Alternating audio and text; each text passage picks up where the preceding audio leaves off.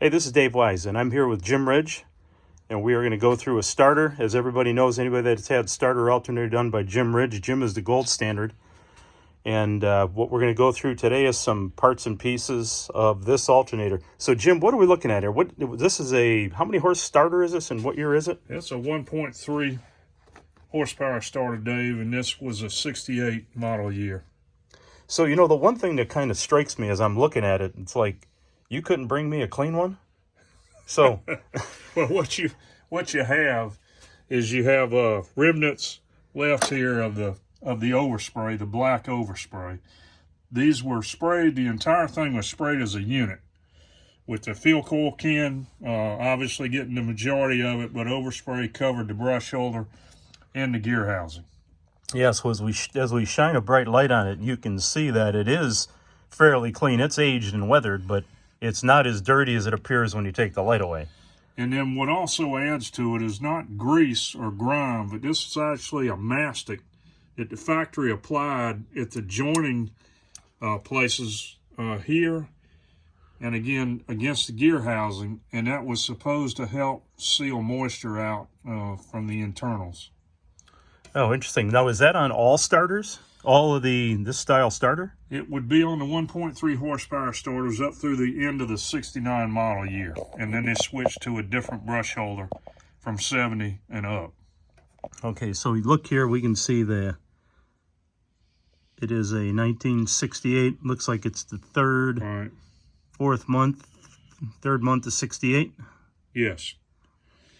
And your date here, this is simply a casting date. This does not reference the assembly date of the starter. This is when this particular piece was cast. So if you're looking to get a starter that's for your car, that's only part of the puzzle. Correct. This date should always precede the date that's actually stamped on the fuel coil. Yeah, so at this point, while we're looking here, tell me a little bit about this mounting. You were telling me about the various fasteners you have for the mounting, and we have I think that's a 66 style. So the mounting of the battery cable on the starter. The basic brush holder hardware did not change significantly here. What came with the brush holder, that was supplied obviously at the assembly point here and here. Flat washer, insulator, and then the nut on both the primary and the secondary studs. What did change over the year was the way that they fastened the battery cable. This is the early style hardware. You see again the like a conical washer. It doesn't look flat. Yeah, and they went to that, Dave, the conical washer in 66 and up. This is very unique. You can't find it today. We see very, very few of them. This is generally an indication of a one-owner car.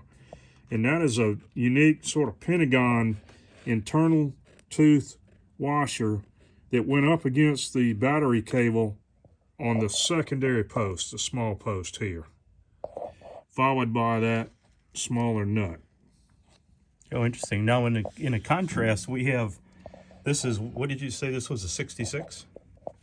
This was a 64. 64, sorry. Yeah, 64 dated starter that the brush holder came off of. And again, note the remnants of the mastic on either side.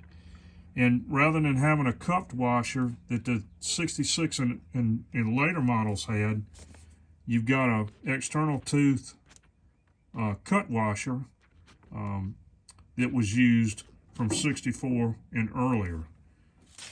So this one, as you were stating, that again, it may look like it's dirty, but that's actually the mastic, remnants of the mastic that's left. And overspray. And overspray. Right. And when we look at the back, and it's interesting because this looks like it's more of a cream-colored insulator. Yes. And here, and it, obviously it faded it. I would call it maybe an ivory. Okay. And then the variation of the earlier brush holder is a gray, and no explanation, no rhyme or reason. It's just what was supplied to the assembly point at that particular time. Oh, interesting. So something else we want to take a peek at is we're going to what we have here is this this shield. So tell us a little bit about we were talking about the shield we have here. Okay, a lot of misinformation out about we call it a Bendix cover because obviously the Bendix is inside. This is what actually engaged your flywheel. So to protect this, while it was mounted on the car, you had a Bendix cover.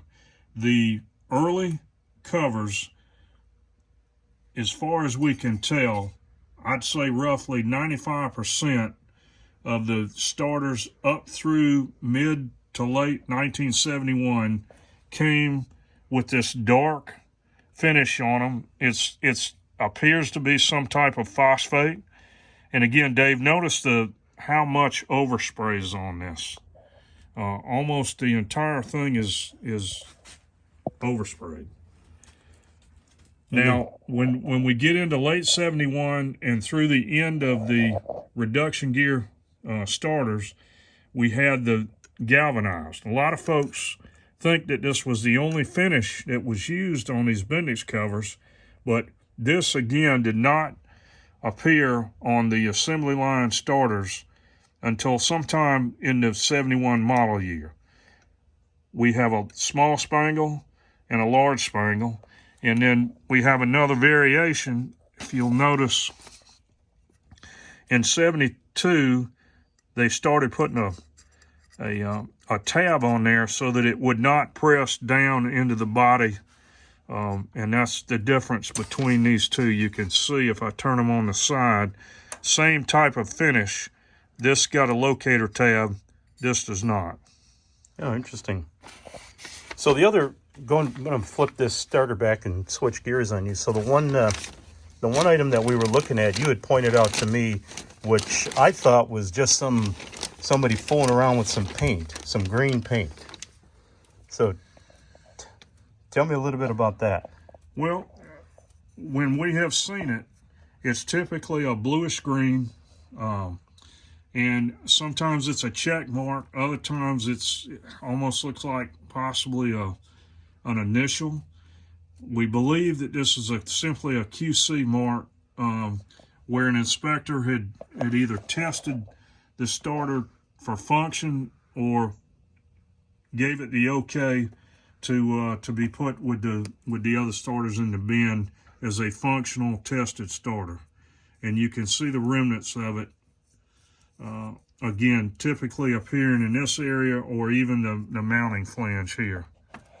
So one other thing you pointed out to me was the difference in the shading on the nose of the starter. Tell me a little bit about that. Hopefully we can pick it up with the light.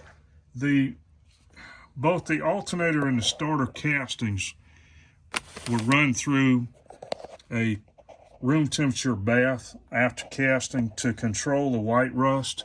And you can see here, this was done before machining. So any of these machine surfaces like I'm pointing out now, would have had this coating removed. You can see the difference between the nose itself and then the machine surface here, the brightness level. And again, this is a room temperature chromate wash that they ran the fresh castings through to minimize the chance of white rust. Oh, very interesting. Well, thanks, Jim. Well, what we're going to do is take a look at some starters or alternators, and thanks for watching this segment.